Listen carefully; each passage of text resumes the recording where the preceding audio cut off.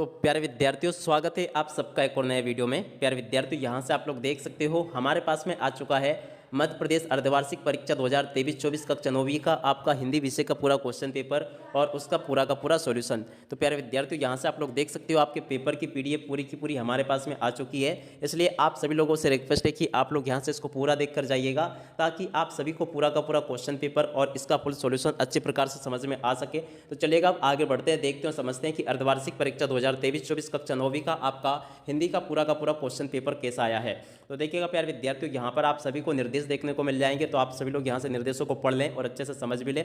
अब इसके बाद में देखिएगा, चलिएगा अब आगे बढ़ते हैं, समझते हैं आपकी आगे की चीज़ों को कि आगे आपसे कौन कौन से क्वेश्चंस पूछे जा रहे हैं और आप सभी को इनका सॉल्यूशन कैसे पूरा कंप्लीट कर लेना चाहिए। देखिएगा प्यारे विद्यार्थियों, आज जो आपका अंग्रेजी विषय का पेपर हुआ ना, वैसा का वैसा ही पूरा का पूरा क्वेश्चन पेपर फंसा है, जैसा कि मैंने आपको बताया था। तो देखिएगा प्यारे विद्यार्थियों, आप सभी लोग भी जानते हो कि जो क्वेश्चन पेपर मैं आपको बता रहा हूँ ना, पूरा का पूरा आ रहा है, मगर आप लोगों को ये करना है कि पूरा वीडियो देखकर जाना है। पूरा वीडियो देखकर जाओगे ना तो पूरा पेपर समझ में आएगा। अगर आप लोग एक एक दो दो मिनट करके वीडियो को देखोगे ना, तो आपको कुछ भी इसमें से समझने वाला आने वाला नहीं है। तो इसलिए आप सभी लोगों से रिक्वेस्ट है कि आप लोग पूरा पेपर देखकर जाएगा, और तभी जाके आपको पूरा क्वेश्चन पेपर अच्छे से समझ में आ पाएगा। तो चलिएगा अब आगे बढ़ते हैं, समझते हैं आपके पूरे क्वेश्चन पेपर को और इसके सॉल्यूशन को। तो देखिएगा प्यारे विद्यार्थियों, ये रहा आपका पूरा का पूरा क्वेश्चन पेपर। यहाँ से आप लोग इसे देख लें और अच्छे प्रकार से समझ भी लें। पहला क्वेश्चन पढ़ते हैं, कृष्ण भक्ति शाखा के प्रतिनिधि कवि हैं। तो देखिएगा प्यारे विद्यार्थियों, कृष्ण भक्ति शाखा के प्रतिनिधि कवि का नाम क्या होगा? सूरदास इनका नाम आ जाएगा। दूसरे नंबर के क्वेश्चन को पढ़ते हैं, ब्रिटिश राज का गहना थी। तो देखिएगा ब्रिटिश राज का गहना क्या थी, इसका उत्तर आप लोगों को लिख लेना है, हथकड़िया इसका राइट आंसर आ जाएगा। उसके बाद में तीसरा क्वेश्चन पढ़ते हैं, रसात्मक वाक्यम काव्यम परिभाषा किसकी है। तो देखिएगा ये परिभाषा किसकी है, ये आपको बताना है। तो देखिएगा प्यारे विद्यार्थियों, इसका राइट आंसर आ जाएगा आचार्य विश्वनाथ की है। उसके बाद में चौथा क्वेश्चन, एकांकी में कितने अंक होते हैं। तो देखिएगा प्यारे विद्यार्थियों, एकांकी में 1 अंक होता है। यहाँ से आप सब लोगों को इसे नोट कर लेना है।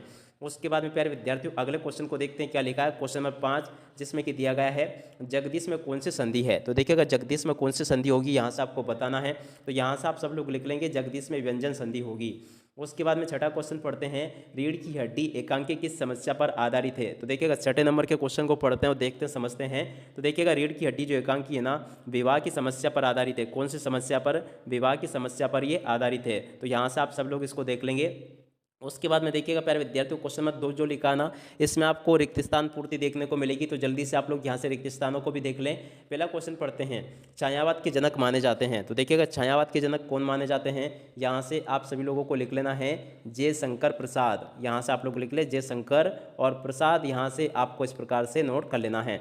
उसके बाद में प्यारे विद्यार्थियों, अगले क्वेश्चन को पढ़ते हैं, जिसके कारण स्थायी भाव जागृत हो वे कहलाते हैं।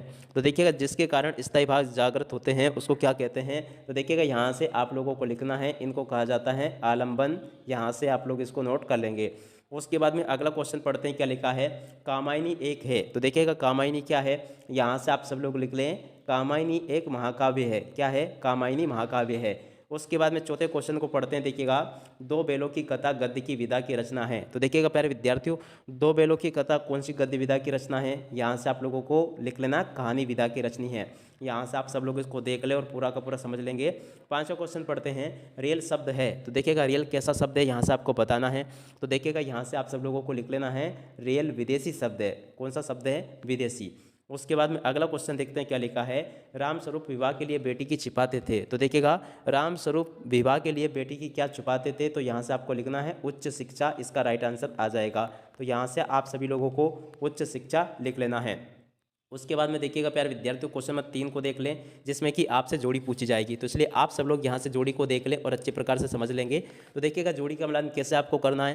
पहले नंबर पे लिखा बीजक, बीजक की जोड़ी का मिलान आपको कर लेना प्यारे विद्यार्थियों कबीर से। उसके बाद में दूसरा क्वेश्चन, 24 मात्रा वाला छंद। तो देखिएगा 24 मात्रा वाला छंद कौन सा होगा? दोहा। यहाँ से इसकी जोड़ी का मिलान इससे कर लें।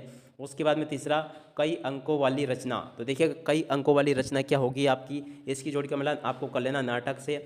उसके बाद में लहासा की ओर चौथे नंबर पे जो लिखा है, इसकी जोड़ी का मिलान आपको कर लेना गा से, जिसमें कि क्या लिखा है, यहाँ से आपको कर लेना है राहुल सांस्कृतियन से।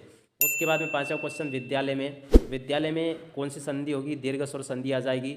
रीढ़ की हड्डी जगदीश चंद्र माथुर की एकांकी है। तो यहाँ तक के क्वेश्चंस प्यारे विद्यार्थियों आप सभी को मैं अच्छी प्रकार से बता चुका हूँ।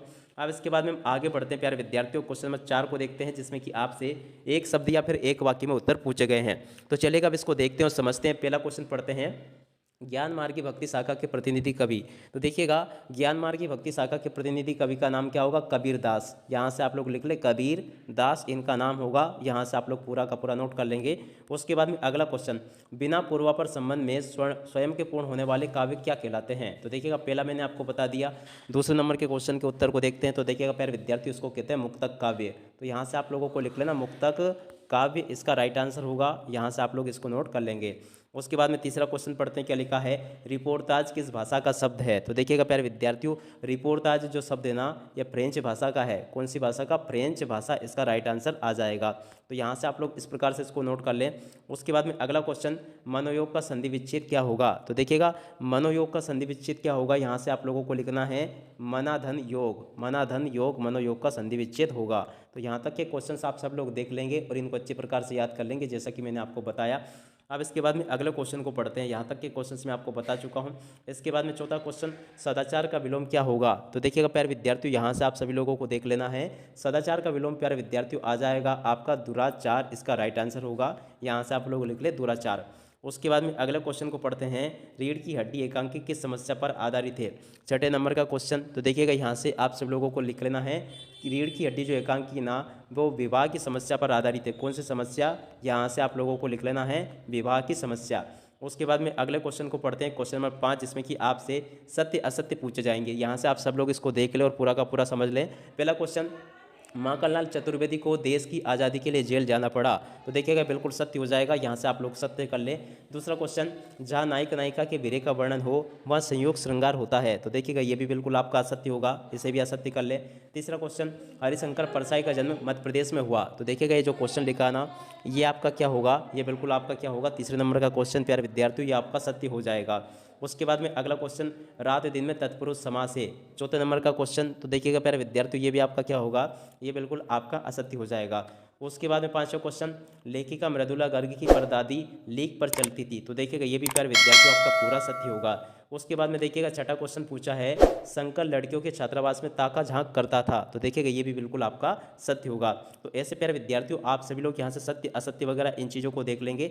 ऐसे कैसे क्वेश्चन प्यारे विद्यार्थियों आपसे पेपर में पूछे जाने, जैसा कि मैं आपको बता रहा हूँ। अब देखिएगा बाकी के क्वेश्चन आप लोग यहाँ से देख लेंगे। ये वाला क्वेश्चन पढ़ लें, अगला क्वेश्चन ये लिखा है और इसके बाद में अगला क्वेश्चन ये दिया गया है।